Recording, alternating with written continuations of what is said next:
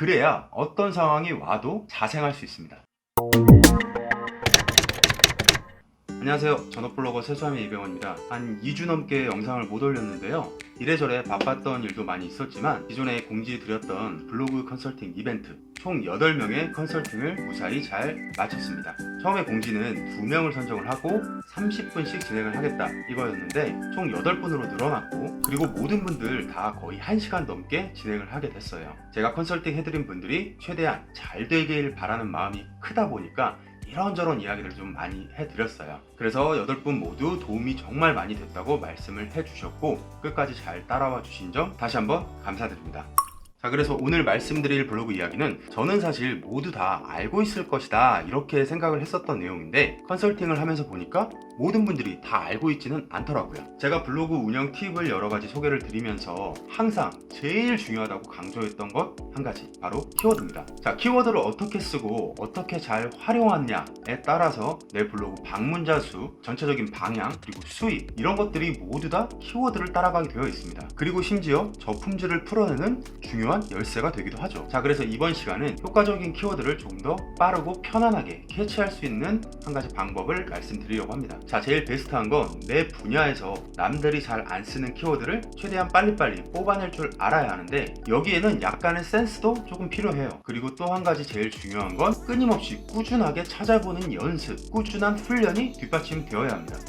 보통 이런 식으로 키워드를 저는 찾아냅니다. 제가 생활하면서 바라보는 모든 것들을 하나하나 다 키워드로 바라보는 거예요. 예를 들어 이런 겁니다. 최근에 아내랑 다낭 여행을 계획 중이에요. 근데 저는 베트남이나 다낭에 대해서 하나도 몰라요. 일자무식이에요. 자, 그래도 가기 전에 기본적인 계획은 당연히 짜야 되니까 여러 가지를 알아보게 되겠죠. 뭐 날씨, 환율, 관광지, 먹거리, 이런 것들, 기본적인 것들을 이제 검색을 해보기 시작합니다. 그 검색하는 과정에서 분명히 키워드들이 여러 가지 눈에 들어오게 되죠. 자, 그럼 그 중에서 이건 내 블로그 지수에 알맞다, 아 이건 좀 내가 써도 되겠다, 이건 사람들이 많이 쓰진 않는데 검색량은 제법 좀 되네, 이런 것들이 있는지 같이 유심히 봐두는 거죠. 어차피 정보를 얻으려면 찾아봐야 되잖아요. 그러면 같이 키워드를 껴서 확인을 해보는 그런 습관을 가져보라는 얘기입니다. 자, 그래서 그런 것들을 하나하나 다 메모를 해둡니다. 그래서 실제로 여행을 갔을 때 그 메모해둔 그 내용에, 그 키워드에 맞는 사진을 찍어두는 거죠. 왜? 돌아와서 그 내용으로 포스팅을 해야 되니까. 자, 예를 들면 이런 플로우로 찾는 거죠. 베트남 여행 날씨,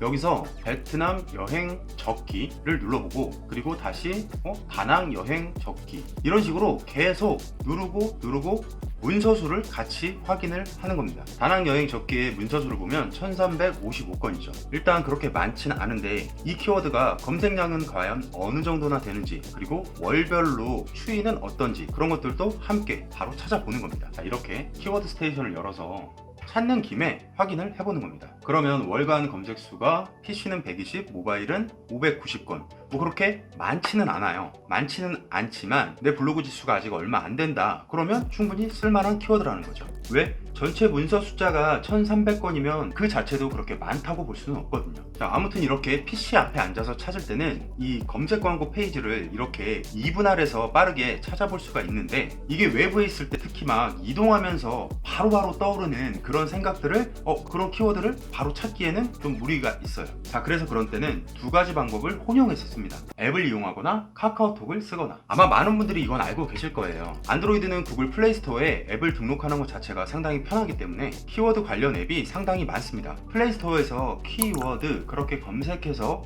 찾아보기만 해도 여러 가지가 있단 말이죠. 그 중에서 본인 스타일에 알맞다라고 생각되는 걸 하나 다운로드 받아서 그냥 앱에서 바로바로 검색을 해보면 됩니다. 근데 아이폰은 아쉽게도 관련 앱이 없어요. 그럼 난 주구장창 그냥 아이폰에서 네이버 검색 광고 페이지를 PC 버전으로 바꿔서 그 조그맣게 깨알 같은 글씨로 봐야 되냐? 물론 그건 아닙니다. 자, 카카오톡에서 카똑똑이라고 검색을 해서 친구 추가를 하고, 그때 내가 검색량을 알고자 하는 키워드를 카카오톡 대화방에 그냥 입력만 하면 됩니다. 사실 뭐 이건 대단한 팁은 아닙니다. 단순히 한 체험단 사이트에서 상호 보완적인 진짜 좋은 아이디어를 계획을 했고 그걸 현실화 시킨 것 뿐이죠. 종류도 카톡 말고 여러 가지 다른 것도 있는 걸로 알고 있어요. 그래서 이미 사용하고 계신 분들도 굉장히 많은데, 반대로 아직 잘 모르고 계신 분들도 있기 때문에 영상에서 소개를 해보는 겁니다. 자, 카톡톡을 친구 추가하고 내 아이디를 등록하면 언제든 내가 찾고자 하는 키워드를 입력만 하면 돼요. 그럼 아주 시크하게 전체 문서량을 모바일과 PC 이렇게 구분을 해서 보여줍니다. 그리고 만약 내가 그 키워드를 이미 포스팅했다, 그럼 100위 안에 내 포스팅이 어디에 있는지, 전체 몇 건이 있는지도 알 수 있어요. 전체적인 걸 이런 식으로 다 모니터링 해주는 거죠. 그리고 최근 내 블로그 5일 동안의 방문자 수도 확인을 할 수 있습니다. 근데 여러분, 조금 소름이 돋는 건 이게 내 블로그 방문자 수뿐만이 아니라 너무나도 간단하게 다른 사람의 최근 5일치 방문자 수까지 바로 볼 수 있습니다. 물론 다른 사람 블로그에 어떤 특정 키워드의 순위 같은 건 찾아보면 금방 알 수 있긴 해요. 근데 좀 번거롭고 시간도 당연히 많이 걸리겠죠. 그걸 한 번에 쉽게 할 수 있다는 건 좋은데, 방문자 수는 개인적으로 생각했을 때 배치를 좀 해야 되지 않나 싶습니다. 물론 5일치 방문자 수를 볼 수 있는 기존의 다른 방법도 있긴 있어요. 근데 그 방법은 이렇게 공개적이진 않습니다. 아무튼 아이디어 자체만 보면 굉장히 심플하고 직관적이어서 우리 블로거들한테는 굉장히 유용하게 써먹을 수 있는 팁이 될 겁니다. 물론 키워드에 대한 자동 완성어, 연관 검색어 이런 것까지 한 번에 보여주진 않기 때문에 그런 것들을 함께 편하게 보기 위해선 앞서 말씀드린 것처럼 앱을 이용하는 게 편리할 겁니다. 어떤 방법을 활용하든 그건 개인의 취향이나 성향에 따라 다를 수 있습니다. 제일 중요한 건 평상시에 내가 생활하면서 겪는 모든 것들을 다 얼마나 키워드로 잘 바라보는지, 그리고 얼마나 빠르고 효율적으로 찾아낼 수 있는지, 그게 얼마나 내 몸에 체화가 되어 있는지, 그런 훈련 과정을 스스로 쌓아가는 게 제일 중요합니다. 그래야 어떤 상황이 와도 자생할 수 있습니다. 자, 오늘 영상 여기까지였고요. 도움이 되셨다면 좋아요, 구독, 알림 설정 잊지 말고 부탁드립니다. 감사합니다.